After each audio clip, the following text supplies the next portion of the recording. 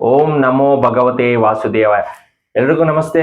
ಇವತ್ತು ವಾಸುದೇವ ಆಸ್ಟ್ರೋಗೋಲ್ಡ್ ಯೂಟ್ಯೂಬ್ ಚಾನೆಲ್ಗೆ ನಿಮ್ಗೆಲ್ಲ ಸ್ವಾಗತ.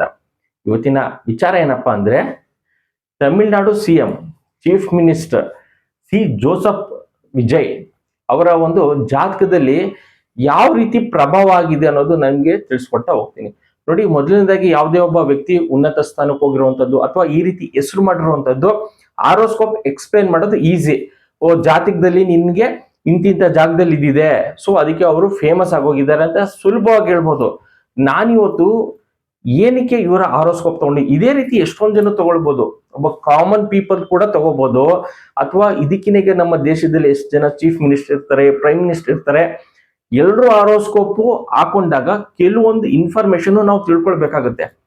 ಈ ಇನ್ಫಾರ್ಮೇಶನ್ ನಾನು ಸಿ ಜೋಸಫ್ ಅವ್ರಿಗೆ ಇನ್ಫಾರ್ಮೇಶನ್ ಕೊಡ್ತಿರೋದಂತಲ್ಲ, ನಮ್ಮ ಆರೋಸ್ಕೋಪ್ಗೆ ನಾವು ಕೆಲವೊಂದ್ಸಲ ಮ್ಯಾಚ್ ಮಾಡ್ಕೊಳ್ಬೇಕಾಗುತ್ತೆ.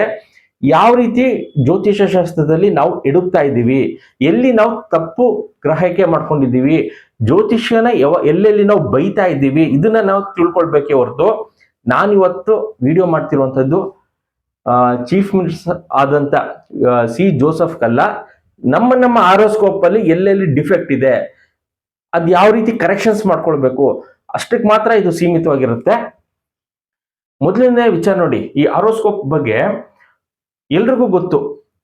12 ಮನೆಗಳಿರುತ್ತೆ, ರಾಶಿಗಳು ಗೊತ್ತು, ಪ್ರತಿಯೊಬ್ಬರಿಗೂ ಗೊತ್ತಿರುತ್ತೆ.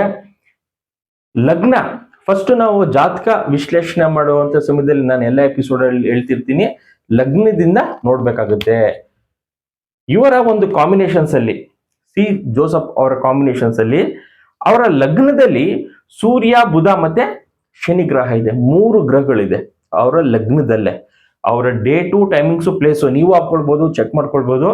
ಹಾಕೊಂಡಾಗ ಸೂರ್ಯ, ಬುಧ ಮತ್ತೆ ಶನಿ ಗ್ರಹ ಇದೆ. ಕರ್ಕಾಟಕದಲ್ಲಿ 2ನೇ ಮನೆಯಲ್ಲಿ ಚಂದ್ರ ಮತ್ತೆ ಕುಜ ಇರುವಂತದ್ದು, 6ನೇ ಮನೆಯಲ್ಲಿ ರಾಹು, 6 ಅಂದ್ರೆ 12ನೇ ಮನೆ ಆಪೋಸಿಟ್ ಅಲ್ಲಿ ಕೇತು ಬಂದ್ಬಿಡುತ್ತೆ. ಗುರು ಬಂದು 9, ಶುಕ್ರ ಬಂದು 12ನೇ ಮನೇಲಿ ಇರುವಂತದ್ದು. ಇದು ಕಾಮನ್ ಆಗಿ ಎಲ್ರಿಗೂ ನಾವು ಡೇ ಟು ಟೈಮಿಂಗ್ಸ್ ಪ್ಲೇಸ್ ಹಾಕೊಂಡ್ರೆ ಗೊತ್ತಾಗತ್ತೆ. ಸರಿ, ಇದು ಒಂದು ವಿಚಾರ, ಇದು ನಾವು ಎಲ್ಲರೂ ಮಾಡ್ಕೊಳ್ತೀವಿ. ಸೆಕೆಂಡು, ಇವ್ರು ಯಾವಾಗ ಅಭಿವೃದ್ಧಿ ಆಗ್ತಾರೆ, ಇವ್ರ ಪ್ರೆಸೆಂಟ್ ದಶಾ ಏನ್ ನಡೀತಾ ಇದೆ, ಇವ್ರ ಇಂಪ್ರೂವ್ಮೆಂಟ್ಸ್ ಏನು, ಇವ್ರ ಐಡಿಯಾಸ್ ಏನು, ಇವ್ರಿಗೆ ಲಾಭ ಸ್ಥಾನದಲ್ಲಿ ಇದೆಯಾ, ಕರೆಂಟ್ ದಶಾ ಲಾಭ ಸ್ಥಾನದಲ್ಲಿ ಇದೆ, ಇದು ಇಂಪಾರ್ಟೆಂಟ್. ನಾವು ಯಾವುದೇ ಒಂದು ವಿಚಾರ, ನೀವು ಓದ್ತಾ ಇರ್ಬೋದು, ಬಿಸ್ನೆಸ್ ಮಾಡ್ತಿರ್ಬೋದು, ಏನೇ ಒಂದು ಜಾಬ್ ಮಾಡ್ತಿರ್ಬೋದು, ಅಥವಾ ಯಾವುದೋ ಒಂದು ಪೊಲಿಟಿಷಿಯನ್ ಆಗಿ ಮೂವ್ ಆಗ್ಬೇಕಾದ್ರೆ ನಮ್ಗೆ ಲಾಭ ಸ್ಥಾನದಲ್ಲಿ ಇದೆಯಾ ಅಂತ ನಾವು ನೋಡ್ಬೇಕಾಗುತ್ತೆ. ನೋಡಿ, ದಶಾ ಬಂದು ನಡೀತಿರುವಂತದ್ದು ಪ್ರೆಸೆಂಟ್ ಶುಕ್ರ ದಶಾ ನಡೀತಾ ಇದೆ ಅವ್ರಿಗೆ. ಶುಕ್ರ ದಶ ಯಾವಾಗ ಪ್ರಾರಂಭ ಆಗಿದೆ? 2017ರಿಂದ 37 ತನಕನೂ ಶುಕ್ರ ದಶ ಇರುತ್ತೆ. ಅದು ಬಿಫೋರ್ 2010ರಿಂದ 17 ತನಕ ಕೇತು ದಶ ಇತ್ತು. ಶುಕ್ರ ಮತ್ತೆ ಕೇತು ನಮ್ಮ ಜಾತಕದಲ್ಲಿ ನಾವು ಆಗ್ಲೇ ಹೇಳ್ದಂಗೆ ಡೇ ಟು ಟೈಮಿಂಗ್ ಸ್ಪೇಸ್ ಹಾಕೊಂಡಾಗ 12ನೇ ಮನೆ ಶುಕ್ರ ಮತ್ತೆ ಕೇತು ಇರುವಂತದ್ದು, ಅಂದ್ರೆ ವ್ಯಯಸ್ಥಾನ. 12ನೇ ಮನೆ ಅಂದ್ರೆ ಎಲ್ರಿಗೂ ಗೊತ್ತು, ಎಲ್ಲ ಲಾಸ್ ಆಗುತ್ತೆ 12ನೇ ಮನೆ ದಶಾ ನಡೆದಾಗ ಅಂತ ನಾವು ಎಲ್ಲ ತಿಳ್ಕೊಳ್ತೀವಿ. ಅದು ದಶಾಭುಕ್ತಿಲಿ ಬಂದು ಕೂಡ ಲಾಸ್ ಆಗುತ್ತೆ ಅಂತ ತಿಳ್ಕೊಳ್ತೀವಿ. ಬಟ್ ಇಲ್ಲೊಂದು ಏನಪ್ಪಾ ಇಂಟ್ರೆಸ್ಟಿಂಗ್ ಅಂದ್ರೆ, ಶುಕ್ರ ಅವನ್ ಮನೇಲೇ ಇದ್ದಾನೆ, ಅದೊಂದು ಪ್ಲಸ್ ಪಾಯಿಂಟ್ ವಿಚಾರ. ಬಿಟ್ರೆ ಶುಕ್ರ ಡಿಗ್ರಿ ವೈಸ್ ಅಲ್ಲಿ ನಾನು ಪ್ರತಿ ಎಪಿಸೋಡ್ ಹೇಳ್ತೀನಿ, ಡಿಗ್ರಿ ವೈಸ್ ಇಂದ 12th ಹೌಸ್ ಇಂದ 11th ಹೌಸ್ ಅಲ್ಲಿ ಇದ್ದಾನೆ. ಅಂದ್ರೆ ಶುಕ್ರ ಲಗ್ನದಿಂದ ಶುಕ್ರ 11ನೇ ಮನೆಗೆ ಶಿಫ್ಟ್ ಆಗಿದ್ದಾನೆ. ಇದೇ ರೀತಿ ಕೇತು ಕೂಡ 2010ರಿಂದ 17 ತನಕ ಅವ್ರು ಮಾಡಿರುವಂತ ಫಿಲಮ್ಸ್ ಇರ್ಬೋದು, ಎಲ್ಲ ಸಕ್ಸಸ್ ಕೂಡ ಕಾಣಿರ್ತಾರೆ. ಶುಕ್ರನು ಕೂಡ ಈ ಮನೆಗೆ ಜಂಪ್ ಆಗಿರ್ತಾರೆ, ಅಂದ್ರೆ ಶಿಫ್ಟ್ ಆಗಿರ್ತಾರೆ. ನಾವು ನೋಡೋದೇನೋ ಲಗ್ನದಿಂದ ಇಂತಿಂತ ಮನೆಗಳಲ್ಲಿ ಇವ್ರು ಇದ್ದಾರೆ, ಸೊ ಅದಕ್ಕೆ ಲಾಸಸ್ ಆಗುತ್ತೆ ಅಂತ ಜನರಲ್ ಆಗಿ ಹೇಳ್ತೀನಿ.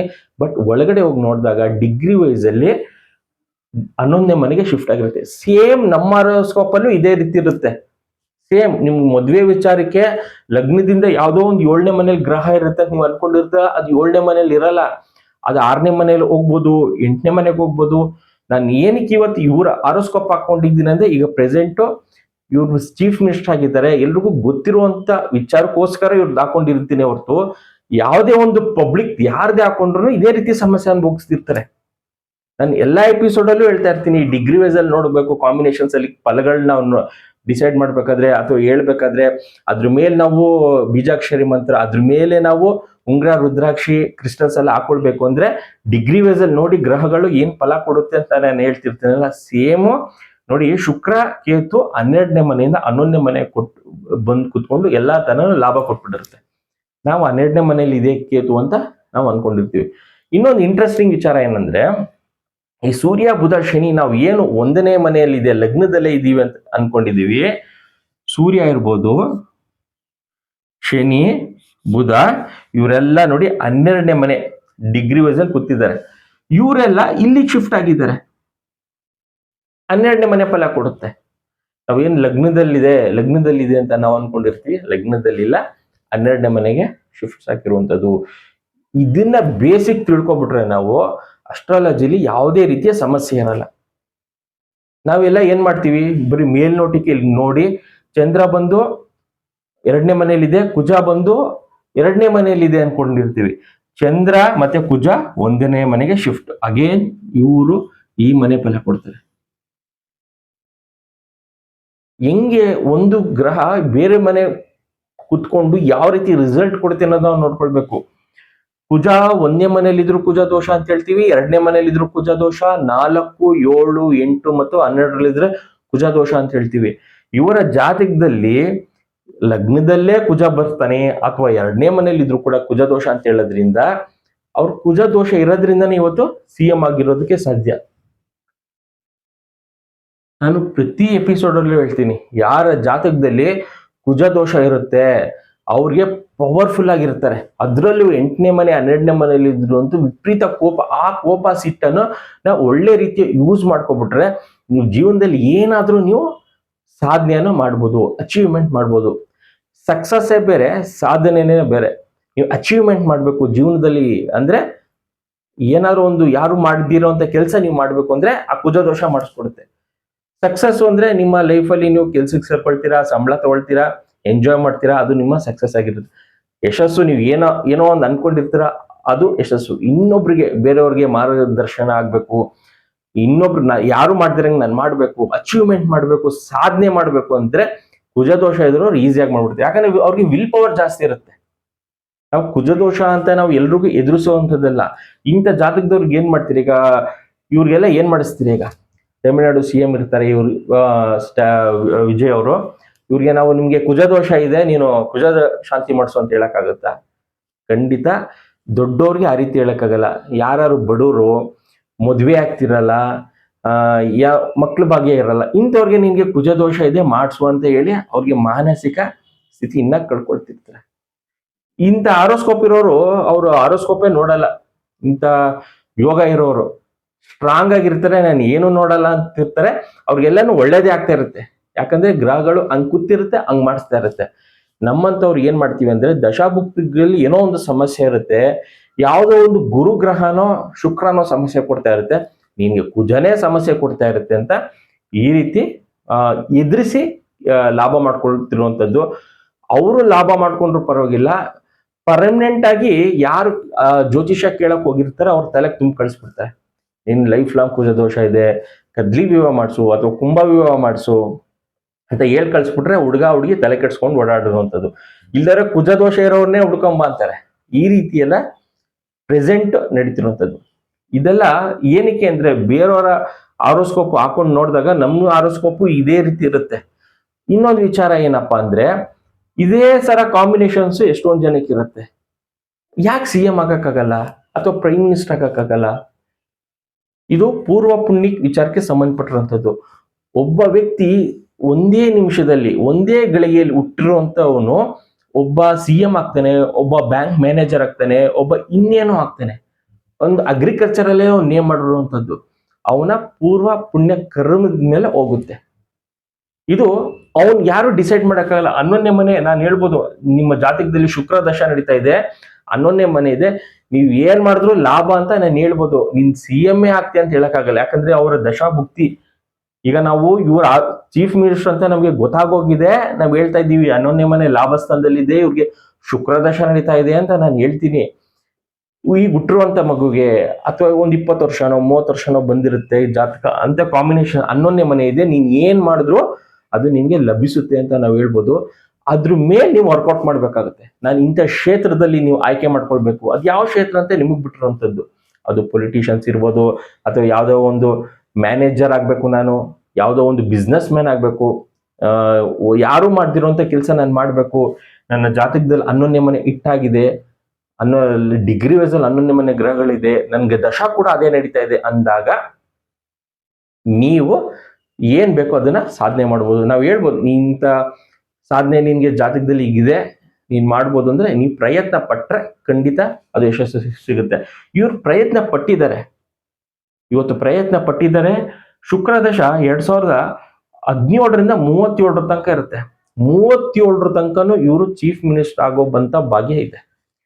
2037 ತನಕನೂ ಶುಕ್ರ ದಶ ನಡೆಯುತ್ತೆ. ಇವ್ರು ಯಾರನ್ನು ಡಿಸ್ಟರ್ಬ್ ಆಗಕ್ಕೆ ಆಗಲ್ಲ. ನೆಕ್ಸ್ಟ್ ನೀವು ಕೇಳ್ಬೋದು, ಸರ್ ಕಾಂಬಿನೇಷನ್ಸ್ ಅಲ್ಲಿ ಇವ್ರಿಗೆ ಫಿಲಮ್ ಆಕ್ಟರ್ ಆಗುವಂತ ಚಾನ್ಸಸ್ ಇದೆಯಾ? ಮತ್ತೆ ಖಂಡಿತ ಯೋಗ ಇದೆ. ಇವರು ಈಗ ಆಲ್ರೆಡಿ ಹೇಳಿರ್ಬೋದು ನಾನು ಫಿಲಮ್ ಮಾಡಲ್ಲ ಅಂತ, ಫ್ಯೂಚರ್ ಅಲ್ಲಿ ಕೂಡ ಮತ್ತೆ ಇವರು ಫಿಲಮ್ ಮಾಡುವಂತ ಯೋಗ ಇದೆ. ಯಾಕಂದ್ರೆ ಕಾಂಬಿನೇಷನ್ಸ್ ಅಲ್ಲಿ ಯಾರ ಜಾತಕದಲ್ಲಿ 5ನೇ ಮನೆ ಇಂಡಿಕೇಟ್ ಆಗುತ್ತೆ ಅದು ರಾಹು.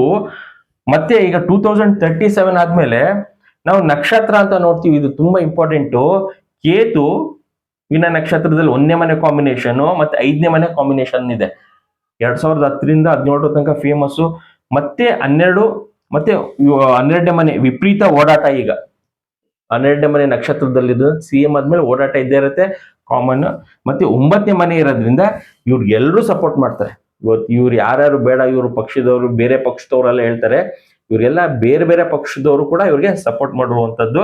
ಅಪ್ ಟು 2037 ತನಕ ಇವ್ರ ಆರೋಸ್ಕೋಪ್ ತುಂಬಾನೇ ಸ್ಟ್ರಾಂಗ್ ಆಗಿರುತ್ತೆ.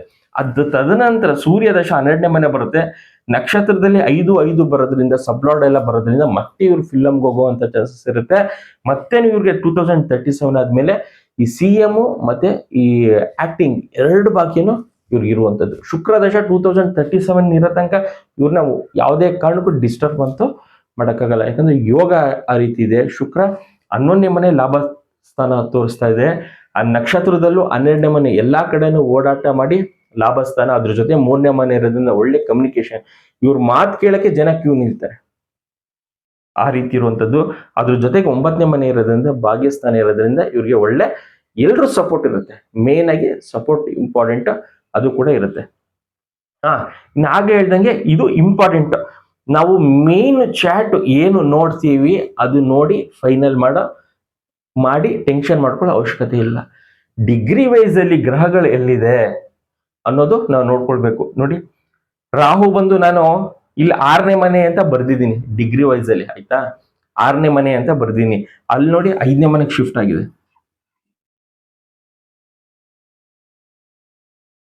ಈಗ ಇಲ್ಲಿಗೆ ಇದು ಶಿಫ್ಟ್ ಆಗದಾಗ ಕೇತು ಕೂಡ ಆಬ್ವಿಯಸ್ಲಿ ಆಗ್ಲೇ ಹೇಳ್ದೆ ಶಿಫ್ಟ್ ಆಗಿರುತ್ತೆ. ಇದು 5ನೇ ಮನೆ ಅಂದ್ರೆ ಆಪೋಸಿಟ್ ಬಂದಿರುತ್ತೆ ರಾಹು ಮತ್ತೆ ಕೇತು. ಗುರು ಕೂಡ 9ನೇ ಮನೆಯಲ್ಲಿ ಇಲ್ಲಿ ಬರ್ದಿದ್ದೀನಿ 9ನೇ ಮನೆ ಅಂತ ಚಾಟ್ ಅಲ್ಲಿ, ಇಲ್ಲೂ ಕೂಡ 9ನೇ ಮನೆ ಇದೆ.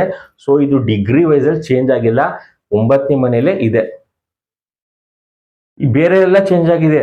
ಸೂರ್ಯ ಬುಧ ಎಲ್ಲ ಶನಿ ಎಲ್ಲ 12ನೇ ಮನೆಗೆ ಬಂದಿದೆ. ಶುಕ್ರ ಕೇತು 11ನೇ ಮನೆ, ರಾಹು ಬಂದು 5ನೇ ಮನೆ, ಚಂದ್ರ ಕುಜ 1ನೇ ಮನೆಗೆ ಶಿಫ್ಟ್, ಗುರು ಮಾತ್ರ ಅಲ್ಲೇ ಸ್ಥಿತವಾಗಿದೆ, 9ನೇ ಮನೆ ಫಲ ಕೊಡ್ತಾ ಇರುತ್ತೆ. ಇನ್ನು 12 ಇವೆರಡು ಗ್ರಹದ್ದು ಹೇಳಿದೆ, ಎಲ್ಲಾ ಗ್ರಹದ್ದು ಹೇಳಿದ್ದೀನಿ. ಈ ರೀತಿ ನಮ್ಮ ಆರೋಸ್ಕೋಪನು ಹಿಂಗೆ ಇರುತ್ತೆ.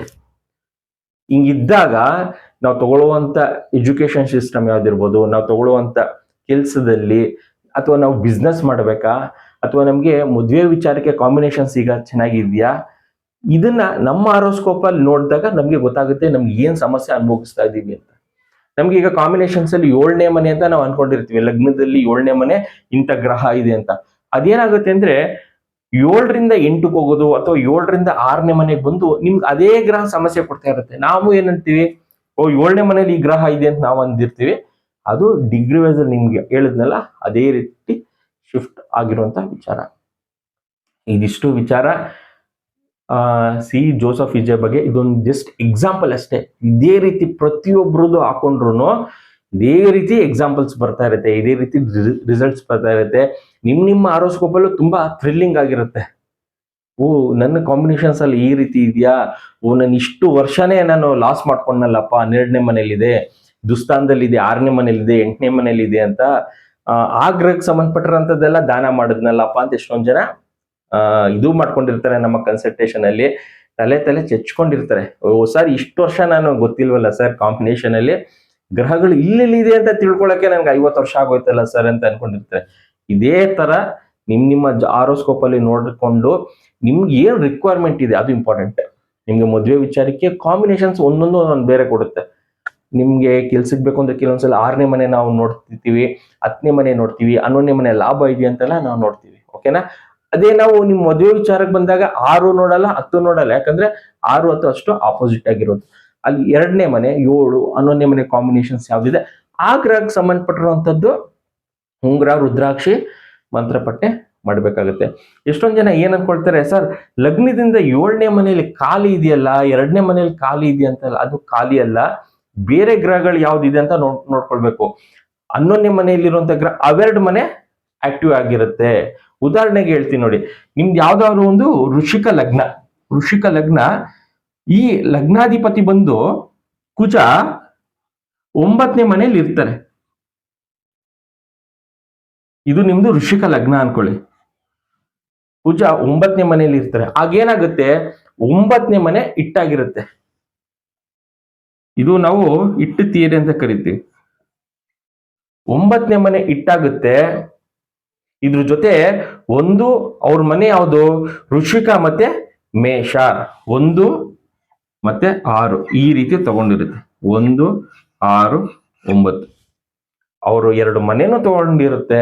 ಮತ್ತೆ ಅವನಿರುವಂತ ಮನೆ ಕರ್ಕಾಟಕ ರಾಶಿ, 9ನೇ ಮನೆ ಕರ್ಕಾಟಕ ರಾಶಿ, ಅವನಿರುವಂತದ್ದು ಲಗ್ನದಿಂದ ಕುಜ, ಇವೆರಡು ಮನೆ ಕೂಡ 1 and 6 ತಗೊಂಡಿರುತ್ತೆ. ಈ ರೀತಿ ನಾವು ನೋಡಿ ಮಂತ್ರಗಳು, ಉಂಗುರ, ರುದ್ರಾಕ್ಷಿಸ್ ಎಲ್ಲ ಮಾಡ್ಕೊಳ್ಬಹುದು. ಇದಿಷ್ಟು C Joseph Vijay Tamil Nadu CM ವಿಚಾರ. ಜಸ್ಟ್ ಒಂದು ಎಕ್ಸಾಂಪಲ್ಗಷ್ಟೇ. ನಿಮ್ಮ ಆರೋಸ್ಕೋಪ್ ನೋಡ್ಕೊಂಡಾಗ್ಲೂ ಇದೇ ರೀತಿ ಬೇರೆ ಗ್ರಹಗಳು ಎಲ್ಲೆಲ್ಲಿ ಇರುತ್ತೆ ಅಂತ ನಾವು ತಿಳ್ಕೊಳ್ಬಹುದು. ಇದು ಯಾರು ವಾಸುದೇವ್ ಆಸ್ಟ್ರೋಗೋಲ್ಡ್ ಯೂಟ್ಯೂಬ್ ಚಾನಲ್ ಸಬ್ಸ್ಕ್ರೈಬ್ ಮಾಡ್ಕೊಂಡು ಇವತ್ತೇ ಮಾಡ್ಕೊಳ್ಳಿ. ನಾನು ಹಾಕುವಂತ ಕಂಟೆಂಟ್ ನಿಮ್ಗೆ ರೀಚ್ ಆಗುತ್ತೆ. ನನ್ನ ಈ ಚಾನಲ್ ಅಲ್ಲಿ ಎದುರಿಸೋದು, ಕಾಟ ಅವೆಲ್ಲ ಏನು ಇರಲ್ಲ. ನಿಮ್ಗೆ ಜ್ಯೋತಿಷ ಶಾಸ್ತ್ರ ಏನ್ ಬೇಕು ಇನ್ಫಾರ್ಮೇಶನ್ ಅಷ್ಟು ಮಾತ್ರ ಅಪ್ಲೋಡ್ ಮಾಡ್ತಾ ಇರ್ತೀನಿ. ನಿಮ್ಗೆ ಇವತ್ತೆಲ್ಲ ನಾಳೆದು ಹೆಲ್ಪ್ ಆಗುತ್ತೆ. Thank you.